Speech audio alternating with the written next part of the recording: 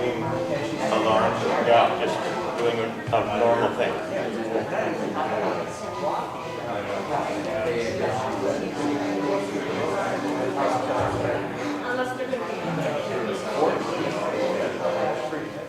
Yep, that's kind of, hello? Yeah. Hopefully that will find its way with some,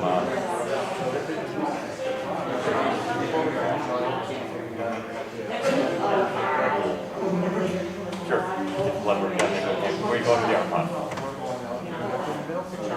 Workville, yeah, a big stone lake. Millbank, yeah. My family had a cabin up there when I was growing up. Well, I was a small child. We lived in Sioux Falls. My grandfather had cabins on Big Stone Lake.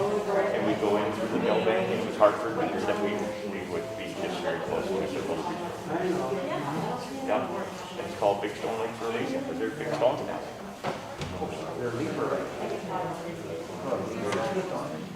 I will certainly attend.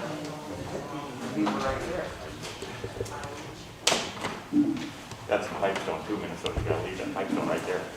Yeah. Hello, everybody. On behalf of Chad, Leora, and Brandon, thank you all for coming this evening to remember Papa Gordon. Craig Allman will come up and say a few words.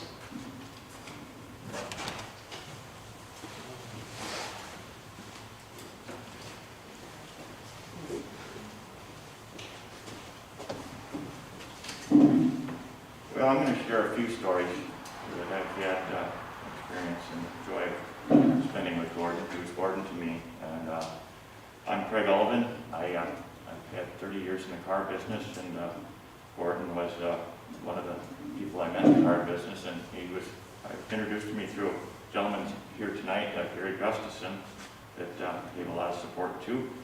And the relationship started probably 25 years ago, I think Gary and I decided, and he came in looking for a car. And ever since that first moment, any car from 25 years on, I'm responsible for it. He would change cars like some people would, I don't know, change a winter coat, but there were times that Gordon would come in and I would say, he'd just get the car looking the way he wanted, with the chrome and the wheels, and he'd start looking out there. I said, no, Gordon, you have to hang on to this one. And I did that several times, but throughout that many years that we spent together, we developed a great friendship.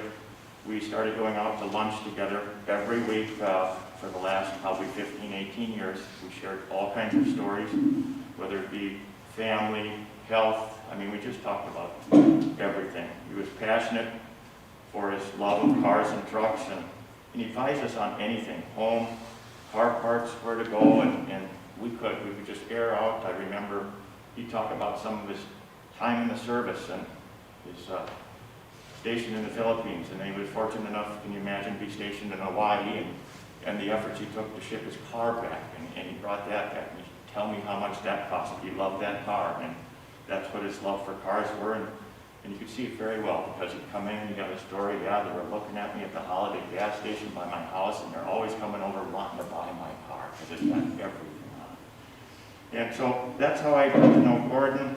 He really helped me out with a lot of projects, whether it be, my home. He was just the handiest guy in the whole wide world. I could count on him. He'd show up, he'd do the job, and the best of care.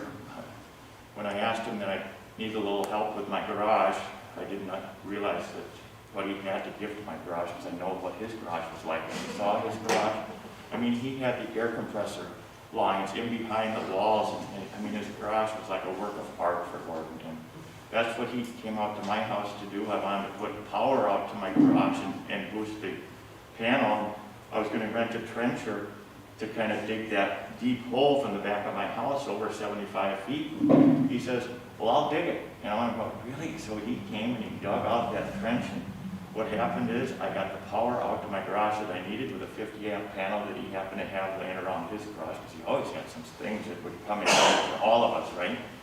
And so along with that, I got the gift of having cable TV out there. He said, well, along with the trenches here, why not we put cable TV out there? Great idea. well, as long as the trench is here, why don't we run a gas line out there, then you can put a heater in your garage.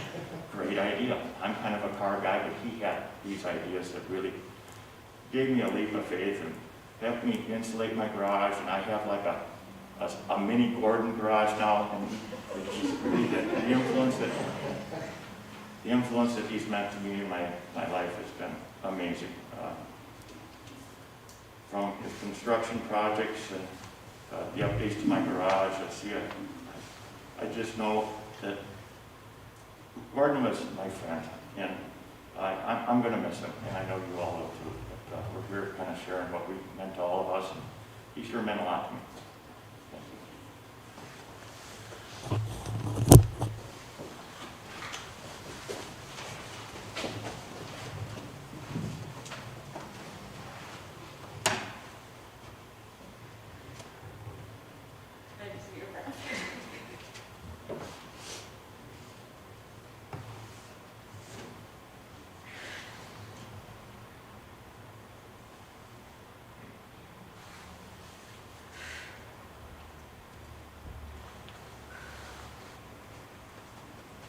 One night, a man had a dream. He dreamed he was walking on the beach with the Lord.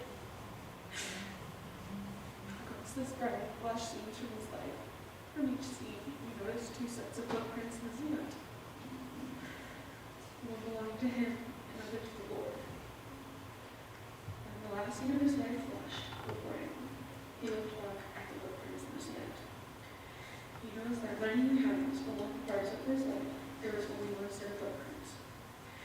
He also noticed that I have become the very lowest in size time in this life. This really bothered him, and he questioned the Lord about it. Lord, he said that once I decided to follow you, you'd walk with me the way. But I have noticed that during the most troublesome times in my life, there is only one set of footprints. I don't understand why, when I needed you most, you would leave me. The Lord replied, my precious, precious child, I love you and I will never leave you. During your times of trial and suffering, when you see only one set of footprints in the sand, it is when I carried you.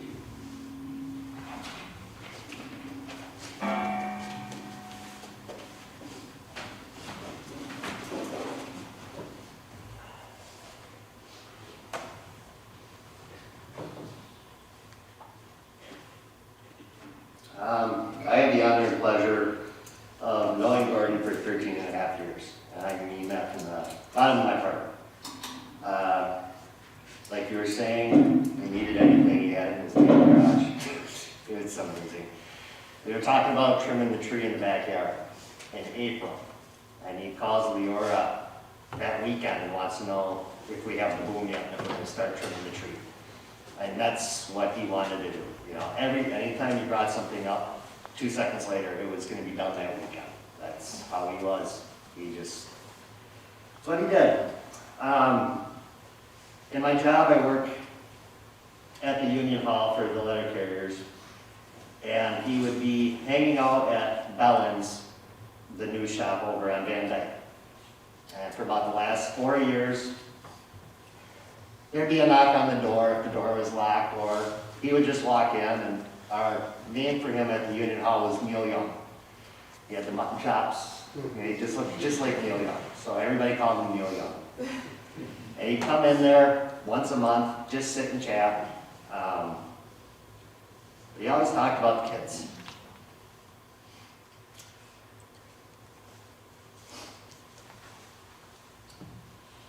He always asked about Cora, Lexi, Alden, and Jared. He was very, very proud of you guys. He didn't have to do that, but he did. And that's how he was. That's the kind of person he was. He thought it was amazing what Cora was doing with school and the plans that she had for herself. And that she was willing to make the move from Decorah to go to River Falls. He thought that was very, very ballsy of her to do that. Lexi and Ellie. Lexi with her dance. going to school up in UMD, becoming a cheerleader. He thought that was the coolest thing ever. Ellie, painting the center ice at Johnson Arena. He was kind of ticked off that he couldn't go up there and help. He wanted to be up there. And he was proud of her, proud of what she did. He was very proud of the fact that she was going to St. Cloud State. And she was pursuing her dream too. And then Jaden.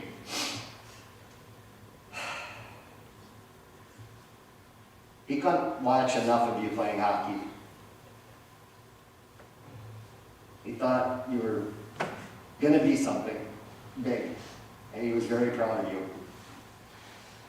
But the takeaway that I have from him is he was a very proud person. He was proud of everybody in this room. He was proud of the people he knew. He was proud of Chad, Leora, and Brandon, very much so. Very much so. He talked about you guys all the time, just as much as he talked about the kids. Never talked about himself, though. Never talked about himself. I had to get out of him. I don't think he wanted to tell anybody, but when he got diagnosed with pancreatic cancer, he didn't tell anybody. But he came in one day and he sat down and I said, Papa Gordon, you're gray. What's wrong? Oh, I've been going to the VA. I got cancer. But he didn't tell anybody. I said, you gotta tell somebody. You know, we're there for you. Well, I didn't want to have anybody get upset. And that's how he was. Because he cared about all you guys. He didn't care about, he just wanted to make sure everybody that he knew, they were more important than he was. So it was, like I said, it was an honor and a pleasure to know him for 13 and a half years. I'm going to miss him. I'm going to miss the heck out of him.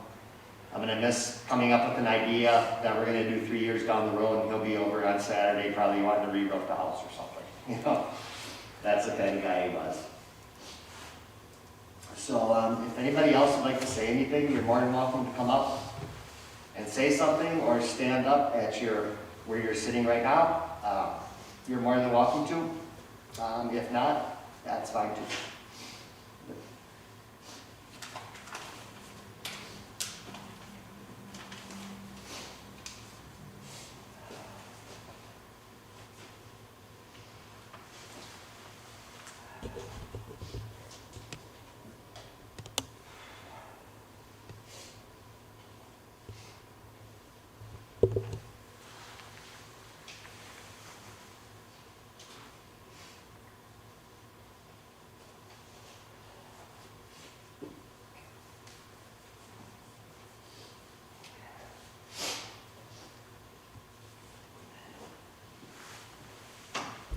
Well, all right, I think that's enough for crying. I think he's laughing at us all right now.